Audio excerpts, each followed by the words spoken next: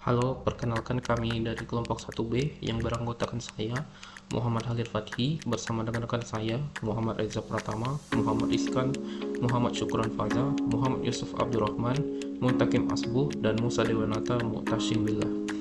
Pada kesempatan presentasi kali ini, kami akan membahas mengenai rencana aksi dalam tantangan penerapan manajemen dan Smart ASN di Kementerian Pekerjaan Umum dengan tema peran aparatur sipil negara dalam digitalisasi pelayanan publik di Kementerian Pekerjaan Umum. Adapun isi presentasi ini akan mencakup beberapa tahapan. Pertama, kami akan menguraikan isu-isu yang berkembang terkait digitalisasi pelayanan publik. Kedua, kami akan menentukan core issue atau isu utama yang menjadi fokus kajian.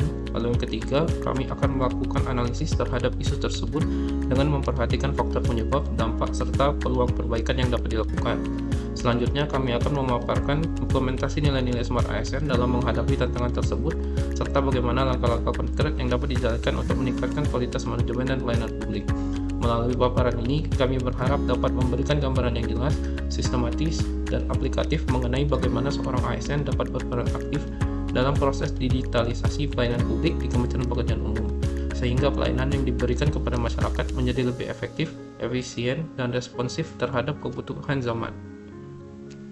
Identifikasi isu yang kami pilih ada 3, yaitu kurangnya integrasi digital dalam pelayanan publik, minimnya partisipasi ASN dalam inovasi pelayanan, lalu kesenjangan kompetensi ASN dalam teknologi informasi. Yang pertama ada kurangnya integrasi digital dalam pelayanan publik, yaitu hambatan dalam integrasi sistem absensi digital dengan penilaian kinerja pegawai. Lalu ada minimnya partisipasi ASN dalam inovasi pelayanan berupa pengguna e-office belum optimal, masih ada proses manual yang memperlambat kerja. Lalu ada juga kesenjangan kompetensi ASN dalam teknologi informasi, yaitu berupa tidak semua ASN memiliki kemampuan digital yang memadai untuk mendukung pelayanan publik berbasis teknologi. Baik teman-teman, di sini saya akan menjelaskan mengenai deskripsi isu yang sedang kita hadapi. Pertama, ada integrasi digital. Saat ini masih banyak layanan yang dilakukan secara manual. Padahal sebenarnya kita sudah memiliki berbagai platform digital seperti SIMOP, e-monitoring, dan juga e-office. Artinya, potensi digitalisasi sebenarnya sudah tersedia, hanya saja belum termanfaatkan secara maksimal. Kedua, mengenai partisipasi ASN, kita melihat bahwa ASN cenderung hanya menjalankan tugas rutin tanpa mendorong lebih untuk memperbaiki proses pelayanan. Jadi di sini bukan sekedar hanya menjalankan kewajiban, tapi bagaimana bisa berinovasi dan aktif mendorong peningkatan kualitas layanan. Yang ketiga adalah kompetensi TI. Masih ada ASN yang belum familiar dengan teknologi, sehingga justru menghambat proses digitalisasi pelayanan. Padahal kompetensi teknologi informasi ini sangat penting supaya transformasi digital bisa berjalan dengan lancar. Jadi 3 isu utama ini, integrasi digital, partisipasi ASN, dan kompetensi TI, merupakan tantangan yang perlu kita atasi bersama agar pelayanan bisa menjadi efektif, efisien, dan modern. Pada slide ini, kita melihat hasil penapisan isu berdasarkan skala penilaian yang menilai 4 aspek: urgensi, dampak terhadap publik, kemungkinan solusi, dan keterkaitannya dengan Smart ASN. Dari tabel ini terlihat, isu kurangnya integrasi digital dalam pelayanan publik memperoleh skor total 15, artinya isu ini cukup penting, namun ada ruang prioritas lain. Isu kesenjangan kompetensi ASN dalam teknologi memperoleh skor 14, menunjukkan perlunya peningkatan literasi teknologi, tapi belum menjadi yang paling krusial. Sementara minimnya partisipasi ASN dalam inovasi pelayanan memperoleh skor tertinggi yaitu 19, menandakan ini adalah isu yang paling mendesak dan berdampak besar. Core isu yang kita pilih adalah minimnya partisipasi ASN dalam inovasi pelayanan publik. Ada 3 alasan karena skornya tertinggi 19, sehingga menunjukkan urgensi dan dampak yang sangat besar. Terus isu ini juga berhubungan langsung dengan transformasi pelayanan publik berbasis Smart ASN. Solusi dapat dirancang melalui pelatihan, forum inovasi, dan integrasi ide dari ASN itu sendiri. Dengan menjadikan partisipasi ASN dalam inovasi pelayanan sebagai isu prioritas, kita mendorong budaya kerja yang kreatif, adaptif, dan sesuai dengan semangat Smart ASN.